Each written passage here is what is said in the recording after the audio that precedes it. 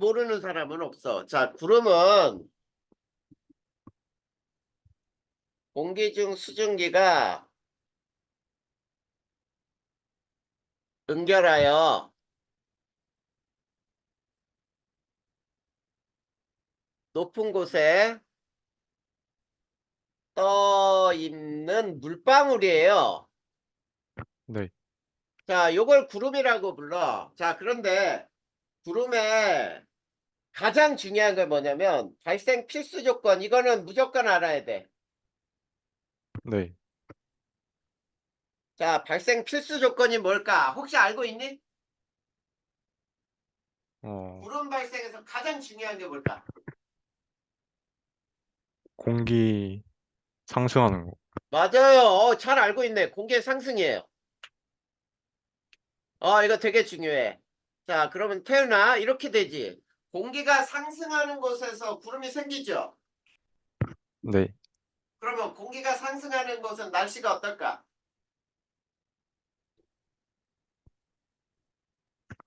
뭔가 추울 것 같아요. 뭘 추워? 날씨가 흐리다 이렇게 표현하는 거지. 아, 네. 자, 공기가 상승하면 구름이 생겨. 구름이 생겨서 잔뜩 하늘에 구름이 많은 날, 날씨가 맑다 이런 표현을 안 쓰잖아. 아, 네. 그러니까 이렇게 생각해야 돼. 공기가 상승하는 곳에선 날씨가 흐리구나 이거예요. 아, 자, 네. 2번은 별로 중요하지는 않는데, 자, 과정은 이거는 그냥 알아두기만 해. 자, 공기가 상승하면 주변에 주위 기압이 하강을 해요. 자, 기압이 하강하면은 올라가던 공기에 단열 팽창이 일어나요. 네. 자, 단열 팽창이 일어나면은 기온이 하강을 해. 기온이 하강하면서 이슬점에 도달을 하면은 네. 응결이 돼요. 이 응결이 된 게 구름이란 얘기야. 네. 자, 그 다음에 세 번째, 구름이 발생하는 경우. 자, 구름이 발생하는 경우를 따져봐라. 그러면 무슨 과정을 따져보면 돼?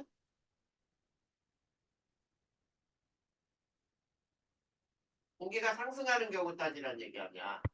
네. 자, 공기가 상승하는 경우 알고 있는 거 있어요?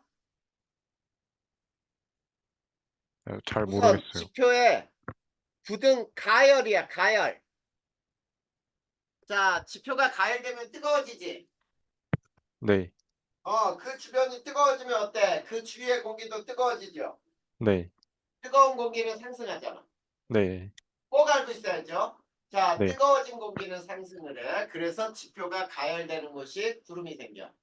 그 다음에 네. 두 번째는 저기압 중심인 곳.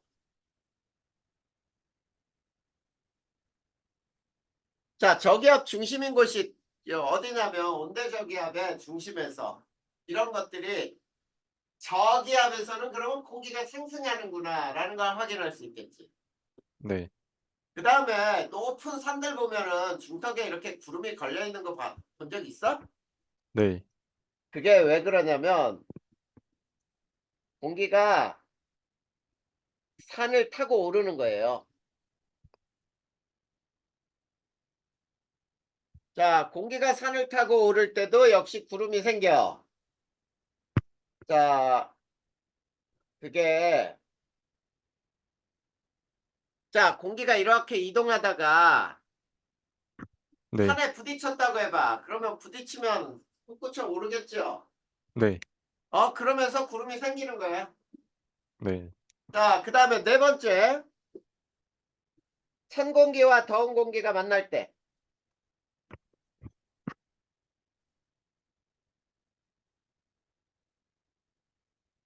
자, 찬 공기와 더운 공기가 만나면 어떤 공기가 상승하겠니, 태연아? 더운 공기요. 그렇지. 더운 공기가 상승해야 돼. 그런데 더운 공기가 상승하는 방법에는 두 가지 방법이 있어. 뭐냐면 이거야. 찬 공기가 더운 공기를 막 밀어 올려요. 밀어 올릴 때. 자, 이거는 언제 만들어지는 구름이냐면 한랭전선에서 만들어지는 구름이에요. 네. 그 다음에 두 번째는 더운 공기가 찬 공기를 타고 오를 때, 네. 자, 이거는 온난전선에서 만들어지는 구름이야. 자, 네. 이렇게 공기가 상승하는 경우 네 가지를 이렇게 써주면 되겠다. 알겠죠? 네. 자, 그 다음에 네 번째. 그러면 구름의 종류는 몇 종류가 있느냐? 이걸 살펴봐야 되겠지? 구름의 종류는 모양과 높이에 따라 구분을 해요. 모양과 높이에 따라 분류를 해. 열 가지 구름의 종류로 분류할 수가 있어. 자, 그런데 첫 번째, 높이에 따라. 이건 별로 중요하지 않아요. 자, 높이에 따라서는 별로 중요하지 않은데, 아주 높은 곳에서 생긴 구름을 우리는 상층운이라고 불러. 네. 자, 상층운에는 구름의 이름 중에 권자가 붙어 있어. 권. 그러면 권은, 권층운, 권적운 이런 형태로. 그 다음에 중층운에는 고자가 붙어요. 네. 고층은, 고적은, 그 다음에 하층은에는 그냥 층은, 층적은 뭐 이런 형태로 분류를 할 수가 있어. 네. 자, 이건 높이에 따라 그닥 중요하진 않으니까 그냥 읽어만 봐도 돼. 그런데 네. 모양에 따라 이건 되게 중요해요. 네.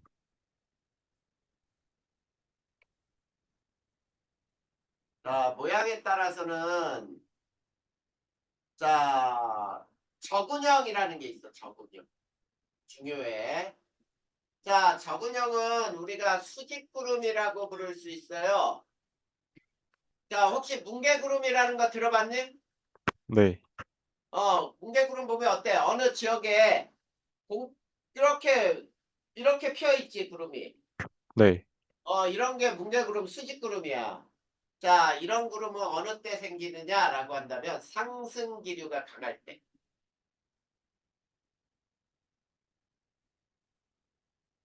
상승기류가 강할 때 생기는 구름이 적은형. 그 다음에 충은형이 있어요. 충은형은 수평구름이야. 네. 양떼구름이라고도 부르는 것들. 하늘에 그냥 구름들이 아주 옅은 구름들이 네. 굉장히 넓게 깔려 있어요. 자, 이거는 상승기류가 약할 때.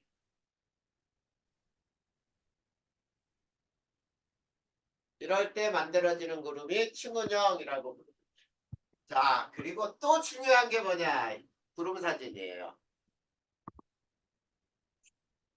자, 구름 사진 역시 시험 문제에 굉장히 잘 나와. 네. 자, 구름 사진에는 두 가지로 쓰는데 적외 영상이 있고 가시 영상이 있어요. 네. 가시 영상은 얘는 낮에만 촬영이 가능하지. 네. 그래.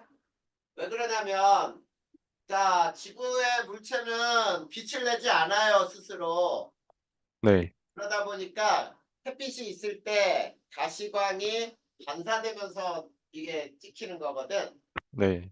그래서 가시 영상은 낮에만 촬영 가능해. 그런데 흰색이 진할수록, 흰색이 진할수록 또는 강할수록이라고 할 수 있는데 흰색이 진할수록 얘는 구름, 구름 두께가 두꺼워요. 네. 자, 구름 두께가 두껍다는 말은 아, 여기에 적운이 있구나 이런 뜻이지. 네. 네. 다음 적외 영상이 있어. 자, 적의 영상은 밤낮 상관없이 밤낮 모두 촬영이 가능해요. 네. 그래서 자, 문제 보면은 21시라고 하면 이때 가능한 사진은 무슨 영상밖에 없니? 적의 영상이요. 그렇지. 적의 영상만 가능한 거예요. 그렇게 시간을 보고 아, 새벽이네 또는 밤이네. 그러면 이 영상은 적의 영상이구나 이렇게 알아둬야 되겠지. 네. 근데 흰색이 여기에서 같이 날수록 구름 높이가 높아요.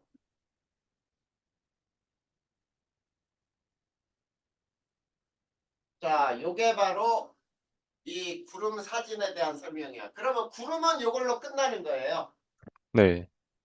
별로 어려운 거 없지? 네. 그래, 일기는 여기서부터 이제 들어가게 되는 거야. 이렇게 구름의 조건부터. 자, 그럼 한 장 넘겨봐. 이제 뭐가 나오는지 보자. 자, 기압과 날씨가 나오죠? 네. 그래. 이제 기압과 날씨를 배울 거야.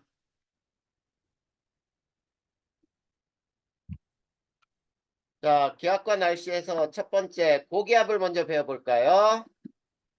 자, 고기압의 정의는 뭐가 정의지? 어디를 고기압이라 하는 거야? 주변보다 기압이 높은 그렇지, 거예요. 주변이에요, 주변. 얼마 이상이 아니고 주변보다 기압이 높은 곳이야.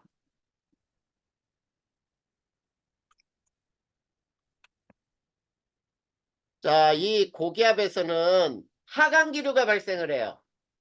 네. 그러면 날씨는 어떠니? 맑지 않을까요? 항상 맑을까요? 그건 아닌 것 같아요. 네, 항상이란 말을 쓰면 틀린다. 고기압에서 항상 맑다 틀려요. 근데 요렇게 쓰는 거야. 대체로 맑다. 대체로가 빠지면은 틀려요. 네.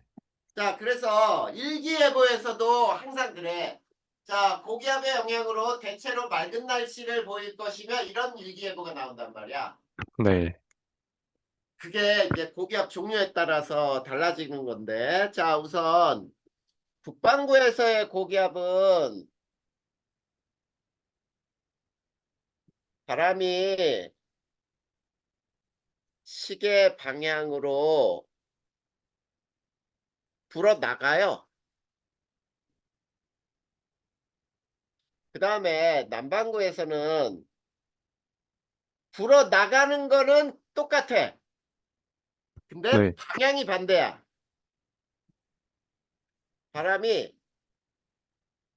반시계 방향으로 시계 반대 방향으로 같은 말이죠. 불어 나간다. 자, 그러면 고기압의 단면은 어떻게 그려지겠니? 이렇게 이게 지면이면 지표인데 하강기류가 발생한다 그랬으니까 이렇게 내려와야죠. 네. 내려온 공기는 어디론가 나가야 돼. 이렇게 퍼진다는 뜻이야. 그러면 상층에서는 모이고 하층에서는 퍼지는 여기가 고기압이라는 얘기예요. 그럼 잘 보자. 사람은 여기에 서 있지 이렇게. 네. 그러면 지표에서 부는 바람의 방향이 이게 바람의 방향이 되는 거지. 네. 그러면 고기압을 우리가 일기도에서는 H라고도 표현해. 그러면 잘 봐. 여기에서부터 바람이 나가는 거야. 시계 방향으로 돌리면은 이렇게 나가는 거죠. 네. 이게 북반구에서의 고기압이야. 네. 그 다음에 자 남반구에서의 고기압은 어떻게 해야 돼? 반시계 방향으로 돌려야 돼요. 이렇게. 네. 이렇게 바람의 방향이 그려져 있으면 이건 남반구에서의 고기압이에요.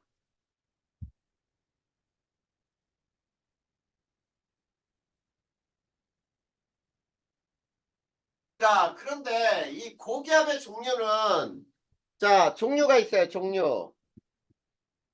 자, 종류는 우리가 여기에서는 자, 정체성 고기압이 있고 그다음에 이동성 고기압이 있거든. 네. 자, 여기에서는 자, 이거는 우선 간단하게 선생님이 설명해 본다면 정체성 고기압은 한 곳에 오래 머물겠죠. 네, 근데 이동성 고기압은 정체성 고기압의 일부가 떨어진 거예요. 정체성 고기압 일부가 떨어져 나온 거야. 네, 떨어진 것.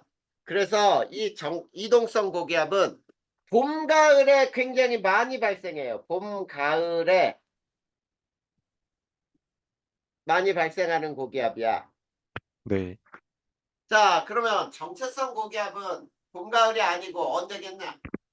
여름하고 겨울이요.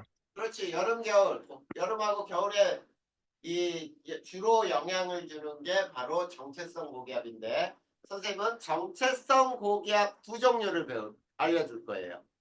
네, 자, 고기압의 종류 중에 자, 정체성 고기압이야. 자, 키 작은 고기압이 있어요. 거기에서 네, 책에서 노트에서 뭐부터 나왔나? 키 작은 고기압 먼저 나왔네. 네, 자, 키 작은 고기압을 우리는 무슨 고기압이라고 하냐면 할렘 고기압 또는 시베리아 고기압. 그 다음에 얘는 겨울 날씨에 영향을 주고요. 네, 그 다음에 기압 배치가 어떻게 되냐면 하층은 고기압인데 상층부에 저기압이 형성돼요. 네, 이런 고기압을 키 작은 고기압이라고 부르고 두 번째 키 큰 고기압 얘는 온대 고기압이에요. 네, 그리고 북태평양 고기압이야. 북태평양 고기압 그 다음에 여름 날씨에 영향을 줘요.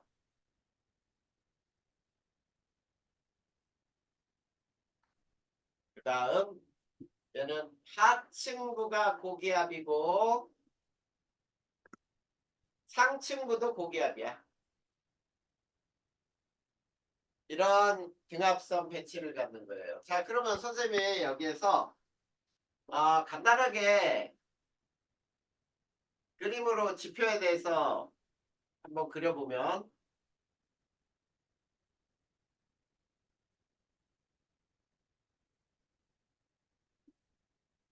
자, 등압선이 이렇게 배치되는 게 자, 요게 키 작은 고기압이에요. 네, 자, 그러면 기압을 한번 써보자. 요게 1000헥토파스칼이라고 해볼까요? 1000헥토파스칼짜리면은 자, 이건 1004짜리, 요거는 1008짜리거든. 네, 자, 그러면 요건 996, 이건 992야. 자, 여기 보자, 여기. 자, 기압은 주변보다 요 점 찍은 자리는 양쪽 옆보다 기압이 더 높지. 네. 그러니까 여기는 고기압이잖아. 근데 이 부분 볼까요? 위에 상층부. 요 부분은 얼마야, 기압이? 990이요. 근데 양쪽은 996이지. 네, 그러면은 이건 저기압이죠. 네, 이런 등압선 배치를 갖는 게 키 작은 고기압이라고 불러요. 그래서 자, 저기압에서는 상승기류가 발생한다 그랬지 아까. 네, 그러니까 여기서 상층부에서 상승기류가 발생하니까 높은 곳에서 구름이 발생할 수 있어. 네, 이게 키 작은 고기압. 그 다음에 키 큰 고기압은 등압선 배치가 계속 이런 식으로 나와요. 자, 요게 1000짜리라고 하면 요건 1004, 996, 992 이게 지표고 요게 키 큰 고기압이에요. 그래서 여기도 역시 고기압이고 자, 양쪽에 봐봐, 양쪽. 이건 996짜리인데 양쪽은 992짜리잖아요. 네, 그래서 하층부도 고기압, 상층부도 고기압. 이게 바로 키 큰 고기압에 대한 설명이에요. 네, 자, 그럼 고기압 다 배운 거야.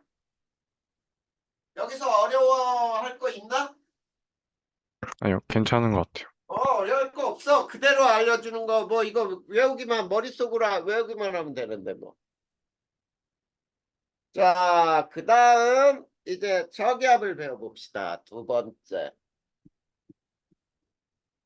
저기압. 주변보다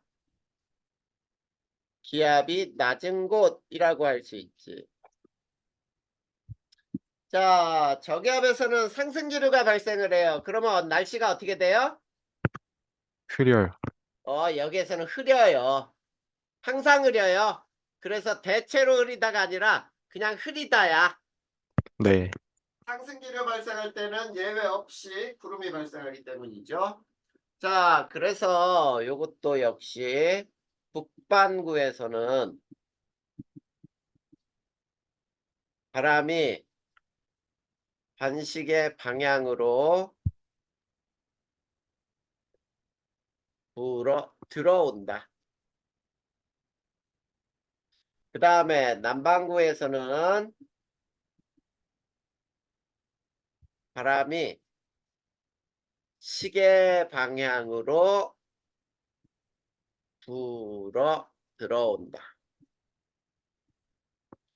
자, 요게 저기압에 대한 설명이죠. 자, 그럼 역시 단면을 한번 그려보면 지표에 대해서 상승기류가 발생하니까 어디선가는 바람이 이렇게 들어와야 돼. 네, 자, 상층에서는 이렇게 퍼져야 되겠네. 네, 그럼 역시 땅에 붙어 사는 사람에 대해서는 저게 바람의 방향이에요. 네, 그러면 저기압을 우리는 L이라고도 표현하는데 밖에서부터 들어와야 돼. 자, 반시계 방향으로 돌리면서 들어오게 그려. 네, 자, 이게 북반구죠. 네, 맞아. 남반구는 여기서부터 시계 방향으로 돌리면서 자, 시계 방향이면은 이렇게 돌리면 될 거 아니야? 네, 그래. 그 다음에 여기서도 이렇게 돌리고 자, 여기서도 이렇게 돌려서 들어가게 되면 이건 남반구에서의 저기압이에요. 네, 자, 이렇게 고기압, 저기압의 방향이 굉장히 중요해. 자, 그러면 저기압의 종류는 몇 종류가 있느냐? 자, 종류는 자, 온대 저기압이 있고요. 두 번째, 열대 저기압이 있어요. 네, 자, 매우 중요해요. 매우 중요. 이 두 개는 매우 중요. 시험 문제 안 나올 수가 없어. 근데 여기에서 안 배워요. 하나는 기단에서 배울 거고, 열대 저기압을 먼저. 또 네, 하나는 전선면과 전선을 배울 때 온대 저기압을 배워요. 그래서 그 두 가지는 서로 네, 비교하는 비교가 굉장히 잘 나와. 비교. 네, 자, 이거는 그때 가서 배우기로 하고. 자, 세 번째. 자, 기압과 날씨도 마지막이네, 이게. 등압선을 간단하게 배워볼 거예요. 자, 등압선이라는 것은 기압이 같은 지점을 이은 선이 등압선이고요. 그리고 등압선을 그리는 방법은 어떻게 그리게 돼 있냐면 1000헥토파스칼을 기준으로 해서 4헥토파스칼 간격으로 그리기로 돼 있어요. 네, 근데 등압선으로 알 수 있는 게 혹시 뭔지 아니? 바람의 세기. 네, 등압선이 조밀할수록 바람이 세다는 얘기예요. 바람이 세다. 네, 풍속이 강하다 이런 얘기예요. 이게 기압과 날씨에서 우리가 반드시 알아둬야 하는 내용이야. 자, 여기까지도 필요한 부분은 다 썼죠? 네. 자, 태훈아 어려운 거 있어? 아유, 괜찮아요. 안 어렵지? 네, 그래. 이렇게 외우기, 선생님이 외우라는 대로 외우면은 나중에 문제 푸는 거 굉장히 간단하게 풀려. 내용 네, 정리만 잘 돼 있으면은. 네, 자, 그러면 이제 뭘로 들어갈 거냐? 기단 날씨 이걸로 들어가. 자, 기단을 배울 거예요. 자, 첫 번째 기단이라고 하는 게 뭔지를 먼저 뜻을 배워본다면 공기 덩어리야. 기단. 네, 기체 덩어리. 자, 그런데 기단을 결정하는 거에는 두 가지 요소가 있어요. 기온과 습도가 비슷한 공기 덩어리를 기단이라고 불러. 그러면 잘 봐봐.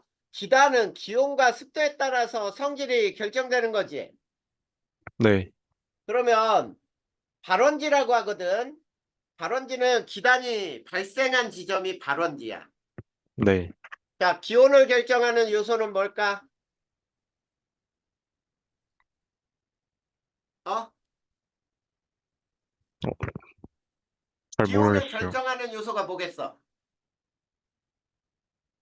자, 이런 거지. 북극과 남극에 가까우면 춥죠? 네, 적도에 가까우면 없겠죠. 따뜻하지? 네. 그래, 위도야, 아, 위도. 네, 그래서 고위도는 한랭기단이라고 불러요.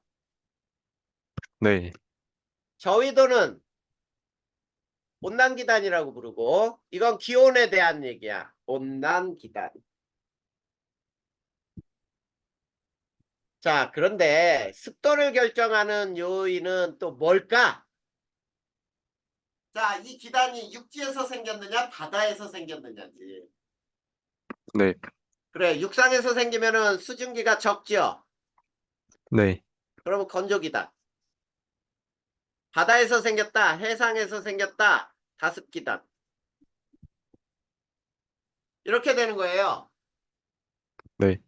자, 그렇다면, 자, 태훈아, 저거를 우리나라에 영향을 주는 기단으로 배운다면 어떻게 되는지 알아?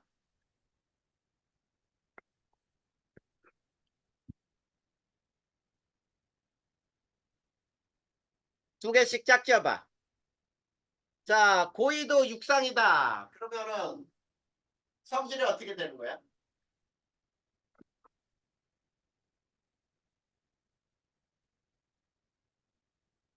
자, 고緯도 육상이야. 그럼 뭐야? 두 개 뭔가 섞어. 겨울인 것 같은데. 아니, 그게 아니라 그 기단의 성질. 한랭, 건조. 이렇게 대답해야지. 그렇게, 그렇지. 고緯도 육상이면 한랭, 건조. 저緯도 해상이면 온난 다스리요. 그래, 그렇게 성질을 우리가 바로 알 수 있잖아. 네, 그래, 그래서 우리나라에 영향을 주는 기단은 저 네 개를 두 개씩 짝 짓는 거야. 저희도 육상이면 어때? 온난, 건조 이렇게 짝 지어지겠지? 네, 네, 맞아요. 그래서 그림 하나 그릴 거야. 여기에 우리나라의 지도가 이렇게 있다고 보자. 간단하게 이렇게 그려보자.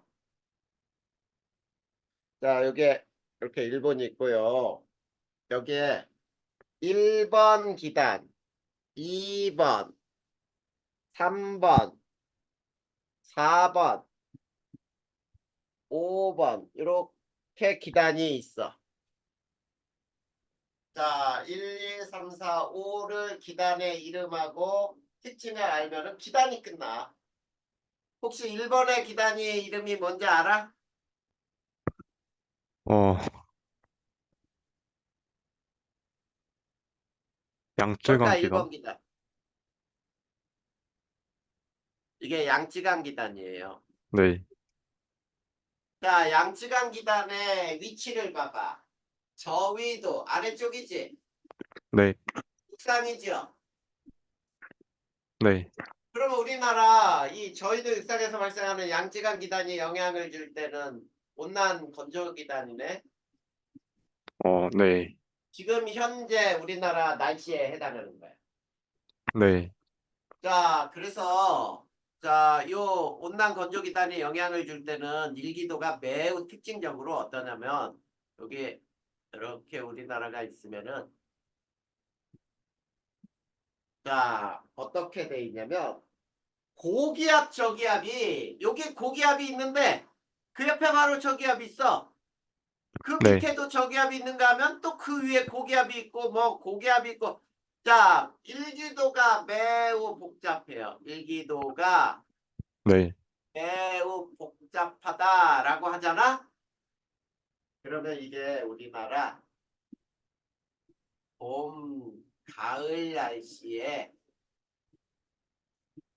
영향을 주는 기간이에요.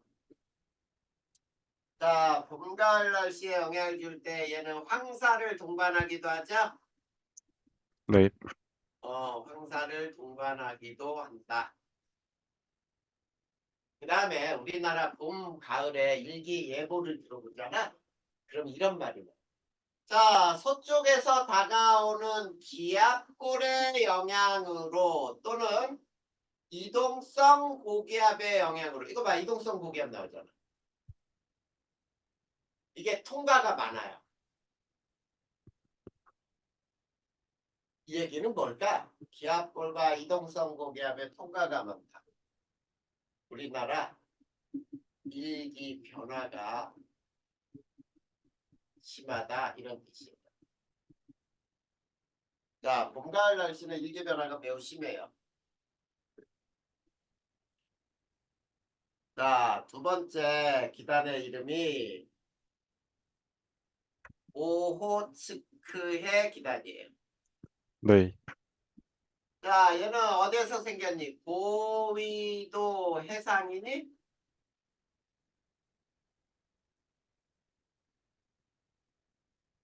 자, 고위도 해상이니까 특징은 어떻겠어? 한랭 다섯 기단이죠. 네. 그 다음에 오츠케 기단이 우리나라에 영향을 줄 때 또 특징적인 일기도.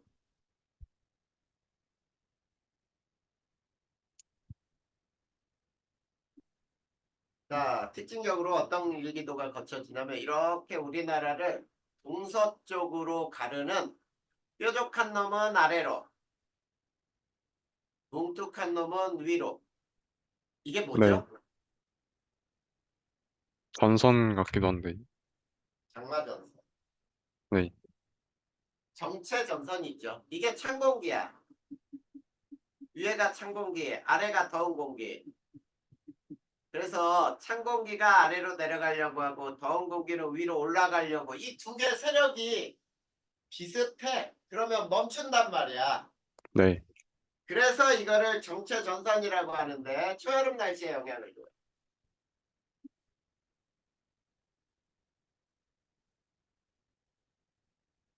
자, 초여름 날씨에 영향을 주고 북태평양 고기압과 북태평양 기단하고 만나요. 북태평양 기단과 장마를 형성하는 거야. 이놈이. 자, 그럴 때, 자, A, B를 이렇게 단면을 잘라볼까요? 이렇게. 이쪽이 A고, 이쪽이 B다.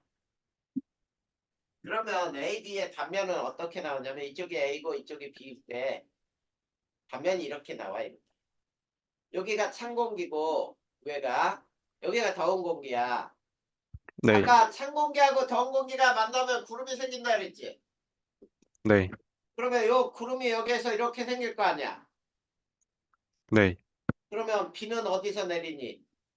A 쪽이야, B 쪽이야? A 쪽이요. 그래. 그래서 저 전선의 북쪽에서 비가 많이 오게 되는 거야. 네. 그래. 요게 요런 성질도 알아야 돼. 어디서 비가 오느냐? 전선의 북쪽이다라는 거. 그 다음에 오츠케 기단은 있지. 또 우리나라의 영서지방은 그 우리나라 태백산맥이 가로 이렇게 쭉 남북으로 있죠. 네. 태백산맥의 서쪽이 영서지방이야. 영서지방의 고온 건조 현상. 요거를 우리는 팬현상 또는 높새바람이라고 부르거든. 현상을 일으키는 원인이 되는 거야. 원인이 된다. 이게 오츠케 기단의 특징이에요. 그다음 세 번째가 이게 뭐야? 왼쪽 오른쪽 아래에 있는 게 북태평양 기단이죠. 네. 자, 북태평양 기단에 얘는 저위도 해상이네. 그러니까 온난 가습 기단이네. 자, 오츠케 기단하고 북태평양 기단 특징을 봐봐. 하나는 차고 하나는 따뜻하고 둘 다 다습이야. 그러니까 두 개가 만나면 찬 공기, 더운 공기가 만나면 엄청나게 구름이 많이 생겨서 비가 내리게 되지. 네. 그게 장마전선이야. 근데 북태평양 기단이 또 우리나라에 영향을 줄 때 기단의 이 특징은 일기도에 아주 전형적으로 나타나요. 자, 이렇게 있을 때 일기도에 등압선이 어떻게 나타나냐면 이렇게 나타나. 우리나라 웬만하면 동서를 가로지르는 등압선에 등압선 간격이 굉장히 멀어. 그 다음에 남고 북저형의 기압 배치가 일어나요. 자, 남고 북저형 그리고 고기압에서 저기압 쪽으로 바람이 불기 때문에 이게 네. 남동풍이 불게 돼요. 남동풍. 자, 요거를 설명해 보면 이렇게 되지. 겨울 날씨에 여름 날씨에 영향을 주고요.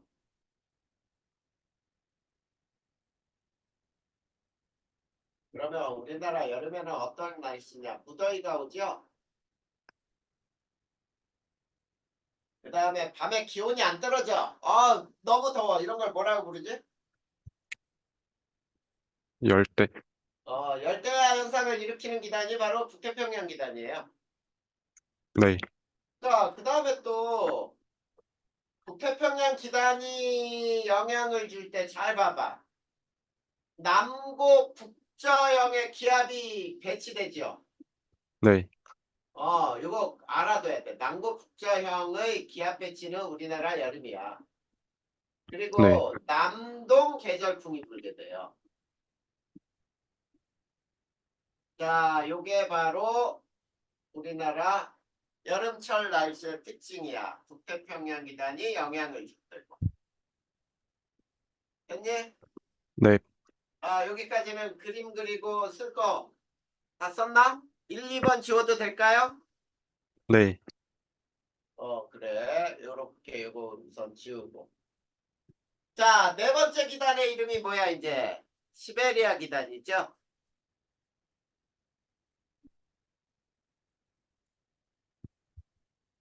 자, 이 시베리아 기단의 특징은 고위도 육상에서 발생했네. 그래서 할렘 건조 기단.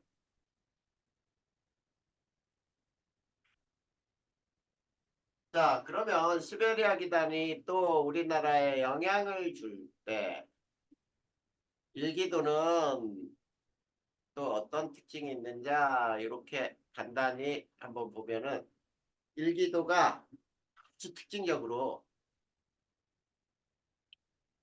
자, 이런 형태로 우리나라의 기갑선이 남북을 가로지르지. 네. 그리고 서쪽이 고기압, 동쪽이 저기압이 형성되거든. 서고 동저형이야. 자, 등압선이 어때요? 매우 조밀하죠? 네. 바람이 어떨까? 셀 것 같아요.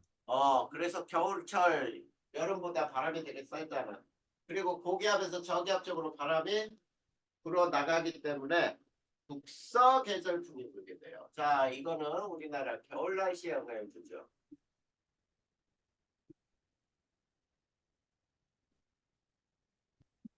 그다음에 겨울 날씨는 한파가 몰아닥치기도 하고 그다음에 사만사온이라는 현상을 일으키기도 해요. 사만사온이 뭐냐면 3일은 춥고 4일은 따뜻하다라는 얘기거든. 네. 근데 요즘은 잘 안 맞아. 그다음 또 겨울에 우리 이 시베리아 기단이 물러나면서 꽃샘추위를 가져오는 기단이거든. 꽃샘추위가 일어나는 계절은 언제니? 봄인 것 같아요. 봄이지. 꽃샘추위는 뭐냐면 꽃이 피는 걸 시샘한다 그래서 꽃샘추위예요. 네, 자, 마지막 시베리아 기단이 물러날 때 일어나는 현상이야. 그 네, 다음 서고 동저형의 기압 배치가 일어나죠. 네, 그러다 보니까 얘네는 북서 계절풍이 불게. 이런 현상이 일어나는 계절이 모두 우리나라의 겨울이에요. 자, 그 다음에 이제 5번 기단이 뭐냐? 5번. 이게 적도 기단이라고 불러요. 근데 적도 기단을 열대 저기압이라고 불러. 일명 뭐니 열대 저기압을 우리 태풍이라 부르는 거야. 태풍. 네, 언제 태풍이라 부르냐면 17m/s 이상일 때를 태풍이라고 부르는 거예요. 알겠니? 네, 그러면 이제 이 적도 기단의 특징을 이제 다 배울 거야. 꽤 많아요. 자, 적도 기단의 특징은 어떤 특징이 있느냐? 첫 번째, 발생이 어디에서 하느냐 외워야 돼. 자, 위도가 적도가 아니에요. 5도 내지는 25도 부근의 수온이 27도씨 이상인 바다에 해상에서 발생을 해요. 자, 그런데 이 적도 기단이라고 하는 태풍은 자, 이동을 어떻게 하느냐라고 한다면 이동은 포물선 경로를 이동한다라고 불러. 자, 포물선 경로라고 부르는데 자, 여기에서 포물선 경로를 그려볼 테니까 봐봐. 우리나라 쪽으로 올 때는 태풍이 이렇게 왔다가 이렇게 꺾이죠, 대부분. 네, 그랬을 때 요 꺾이는 점을 뭐라고 하느냐면 전향점이라고 불러. 네, 방향이 변한 점. 전향점 아래쪽은 무역풍에 의해서 이동하는 거고 무역풍 때문에 이렇게 이동하는 거야. 근데 여기는 편서풍 때문에 이렇게 이동해요.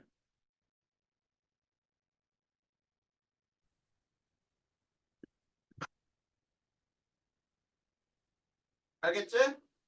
네, 그 다음에 며칠, 몇 시 이렇게 표현될 때 저 태풍이 점으로 나타날 경우에는 점 간의 간격이 멀면 어떠니? 이동 속도가 빠른 거죠? 네. 그리고 에너지원. 태풍의 에너지원이 뭐지?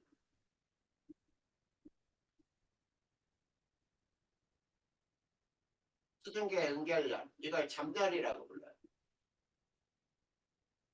자, 수증기의 응결열이 태풍의 에너지원이야. 그러면 수증기를 공급받는 곳에서는 태풍의 위력이 어떻게 되겠니?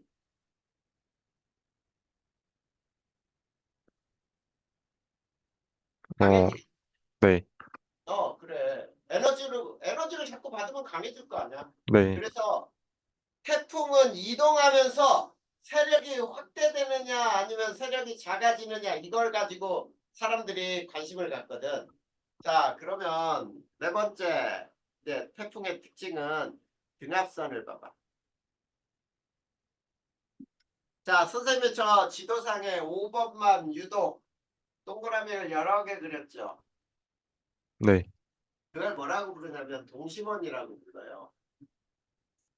동심원으로 등압선이 매우 조밀해요. 자, 등압선이 조밀하면 바람이 세다 그랬죠? 네, 네, 맞아요. 그 다음에 이 태풍의 특징이 있는데 태풍의 특징은 전선을 가지고 오지 않아. 전선을 동반하지 않는다. 그러니까 태풍에는 온난전선, 한랭전선이라고 하는 것들이 존재할 수가 없다 이런 얘기야. 네, 그 다음에 여섯 번째 태풍 중심에는 약한 하강 기류가 존재해요. 자, 하강 기류가 존재하면은 구름 생길 수 있냐 없네? 없어요. 없어요. 그래서 맑아요. 이걸 태풍의 눈이라고 부르거든. 네, 자, 중심에 약한 하강 기류 존재로 맑다. 그러면 중심은 고기압이니? 네, 절대 고기압 아니야. 이건 저기압이야, 저기압. 태풍 중심에 유난히 하강 기류가 아주 약하게 존재하기 때문에 구름이 안 생길 뿐이고요. 기압은 가장 낮아요. 네, 고기압 절대 아니다. 네, 네, 이게 태풍의 특징 알고 있어야 될 6번째. 그 다음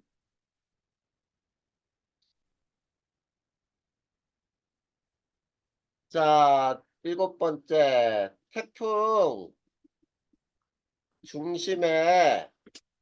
중심이 이동하는 방향의 오른쪽 반원을 뭐라고 부르죠? 위험 반원이라고 불러요. 왼쪽 반원을 안전 반원이라 부른다.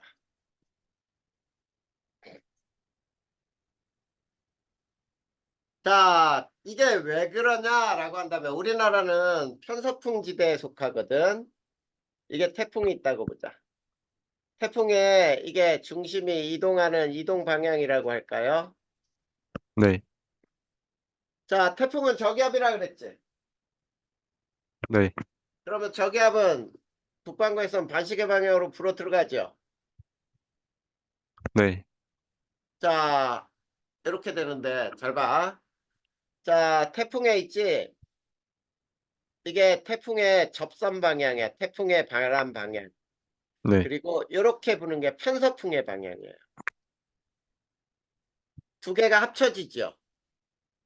네, 그래서 더 강해져. 이게 위험 발언이고. 자, 여기에서는 태풍은 이렇게 접선 방향으로 이게 태풍의 바람 방향이고 이게 편서풍의 방향이에요. 여기에서는 서로 반대가 되죠. 네, 그래서 왼쪽 반원을 안전 반원 또는 가항 반원이라고도 부른다. 가항. 가항 반원은 뭐냐면 항해가 가능하다라는 얘기야. 바람이 서로 네, 반대로 부니까 약해지거든. 알겠니? 네, 자, 그래서 그림으로 한번 기압과 바람을 그려보자. 자, 이런 형태로 그림이 그려지면은 이게 기압이에요. 자, 이게 태풍의 중심이죠. 네, 봐봐, 중심 굉장히 낮잖아. 네, 근데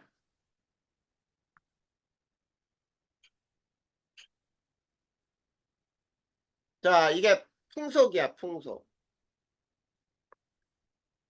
자, 풍속의 그래프도 역시 중심 쪽에서 가장 작게 나타나죠. 네, 그리고 중심에서 약간만 벗어나도 풍속이 굉장히 강해지잖아. 네. 근데 저 그림 봐봐. 풍속이 어느 쪽이 더 세니?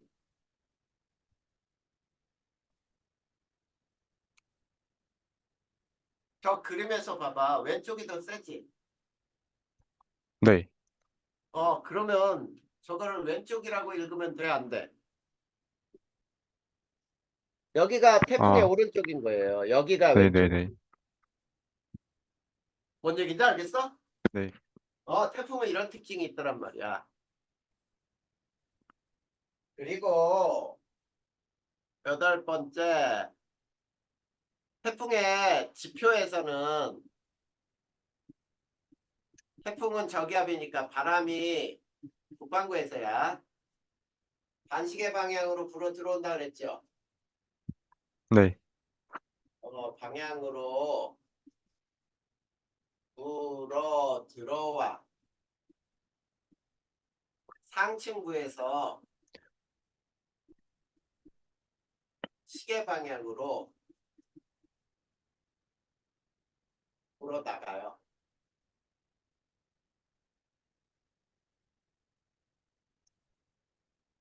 자, 그 다음에 9번째. 자, 태풍의 중심기압이 낮을수록 태풍의 위력이 센 거예요. 네. 자, 그러면 우리가 우리나라 쪽으로 오는 태풍이 이게 강해질까 약해질까를 따지려면 뭐를 보란 얘기니? 중심 기압이요. 그렇지, 중심 기압을 봐서 중심 기압이 높아지고 있네. 그러면 이 태풍은 약해지면서 올라오네 이런 뜻이야. 근데 중심 기압이 계속 낮아지네. 그러면 이거 대비를 굉장히 철저히 해야 되겠네라는 얘기와 같죠. 네. 네. 그 다음에 자 태풍의 이동 방향의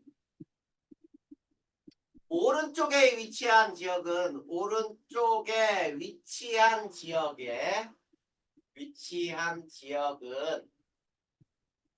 바람 방향이 이걸 풍향이라고 하자. 풍향이 시계 방향으로 변해.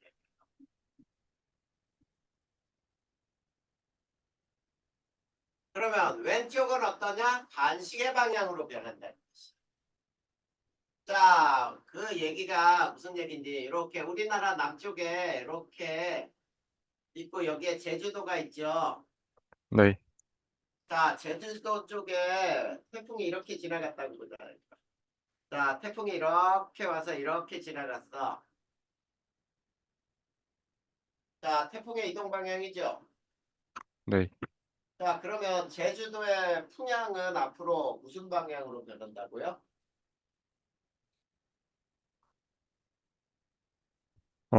시계 방향. 시계 방향으로 변해. 근데 자, 어떻게 따지는 건지를 지금부터 선생님이 얘기할 테니까 봐봐. 자, 태풍이 여기 있다고 보자, 여기. 자, 태풍이 여기에 있어. 이게 이렇게 올라오겠죠. 네. 자, ABC점을 통과할 때 제주도 풍향은 무슨 풍이 불었을까? 이거 따지는 방법은 제주를 지나면서 반시계 방향으로 불어 들어가야 되겠죠. 네.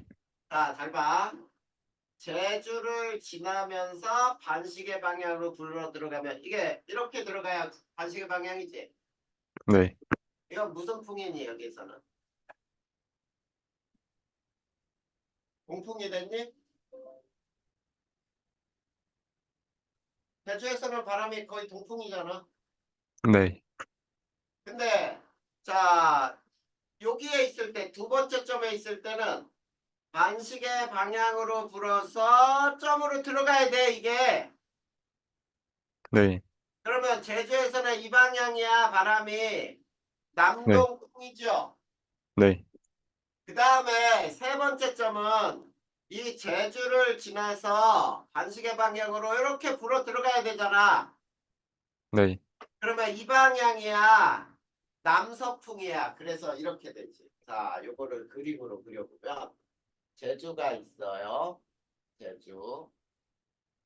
첫 번째 거는 동풍이 불었죠. 두 번째는 남동풍이 불었죠. 네. 세 번째는 남서풍이 불었죠. 풍향이 이렇게 변해갔지. 네. 시간이 지남에 따라 시계 방향. 그래서 위험 반원에 위치한 지역은 태풍이 지나면서 풍향이 시계 방향으로 변해가더라. 이렇게 알아두면 되겠지. 네. 이게 태풍에 대해서 다 배운 거야. 그러면 기단에 대해서 다 배운 거예요. 네. 자, 그 다음에 이제 세 번째 기단의 변질이 나오죠. 네. 기단의 변질만 배우면은 다 끝나네. 자, 이거 지워도 되지? 네. 네, 그러면 기단의 변질 한번 배워봅시다. 자, 거기에 이제 기단의 변질이라고 나와 있어. 자, 기단이 변질되면 어떻게 알아야 돼? 기단이 변질되면 전선은 만들어지지 않아요.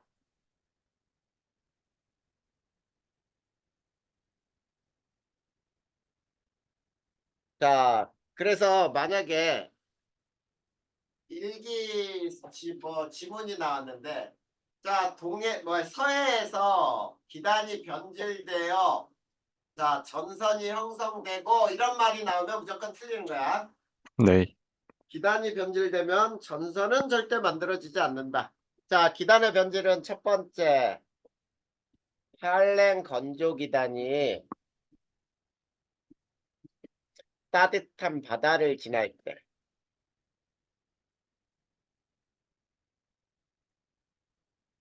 이럴 때는 어떤 변질이 생기는지 봐봐.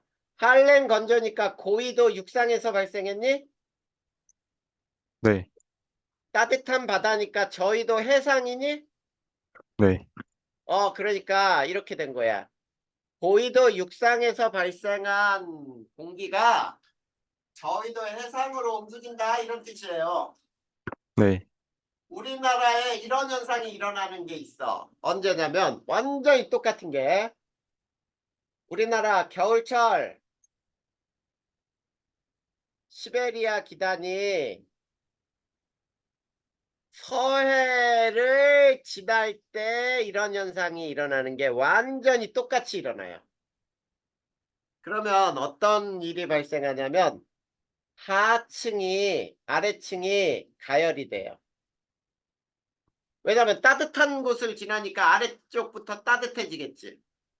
네. 그리고 바다를 지나니까 수증기를 공급받겠죠. 네. 자, 수증기를 공급받으면서 아래가 뜨거워지면 강하게 상승기류가 발생하지. 네.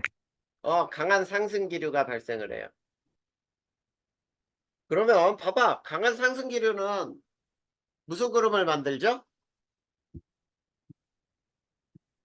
적은 저군형. 네.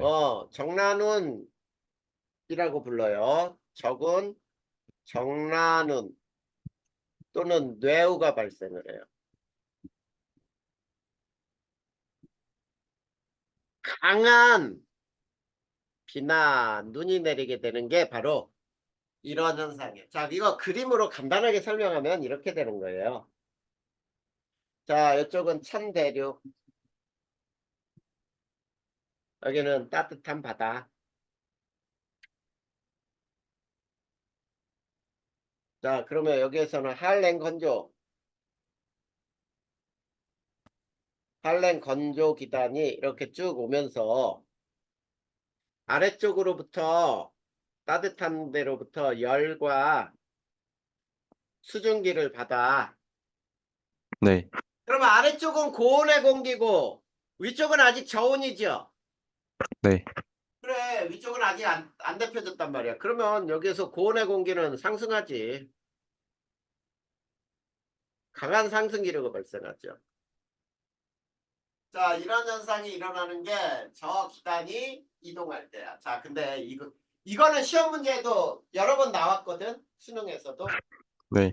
2번은 수능에서 한 번도 나온 적이 없어요.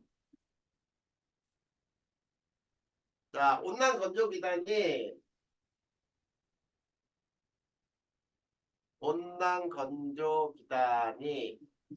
찬 대륙을 지날 때.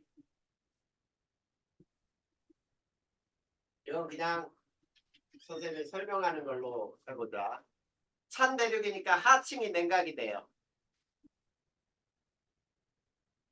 그러면 아래가 찬 공기, 위에는 더운 공기. 그래서 기단이 매우 안정해져. 자, 기단이 매우 안정해진다. 이걸 기층이라고 표현해볼까? 기층이 매우 안정해지면서 상승기류가 발생을 하지 않고 아래가 찬 공기, 위에가 더운 공기 있으니까 안 정해져. 그래서 네. 어떠냐면 충운이나 안개가 발생을 해요. 이런 기단의 변질이 생길 수 있다.